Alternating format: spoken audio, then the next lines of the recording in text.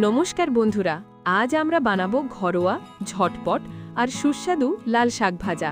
চলুন শুরু করা যাক। প্রথমে গ্যাসে কড়াই বসান এবং কড়াইকে ভালো করে গরম করুন। কড়াই গরম হলে তার মধ্যে সর্ষের তেল দেন প্রায় 2 টেবিল স্পুন। তেল গরম হলে 1 মুঠো চীনাবাদাম তেলের মধ্যে দিয়ে লালচে হওয়া পর্যন্ত ভেজে তুলে রাখুন। সেটা পরে ক্রাঞ্চি টপিং হিসাবে ব্যবহার করব।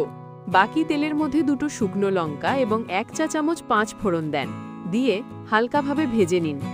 এবার কাটা লাল শাক কড়াইয়ের মধ্যে ঢেলে দিয়ে ভালো করে সেটিকে নাড়িয়ে নিন, যেন তেল এবং 5 ফোড়ন শুকনো লঙ্কাগুলো একসঙ্গে খুব ভালোভাবে মিশে যায়। এবার আধ চা চামচ হলুদ গুঁড়ো, পরিমাণ মতো লবণ এবং খুব সামান্য চিনি দিয়ে খুব ভালো করে মাখিয়ে নিন। মাখানো হয়ে গেলে এবার কড়াইয়ের ওপরে একটি ঢাকনা দিয়ে ঢেকে দেন 10 মিনিটের জন্য, যাতে শাক সেদ্ধ হয়ে যায় খুব ভালোভাবে। 10 মিনিট পর ঢাকনাটি খুলে ভেজে রাখা চীনাবাদামগুলো তার মধ্যে ছিটিয়ে দিয়ে ভালো করে মাখিয়ে নিয়ে আবারও ঢেকে দেন 10 মিনিটের জন্য।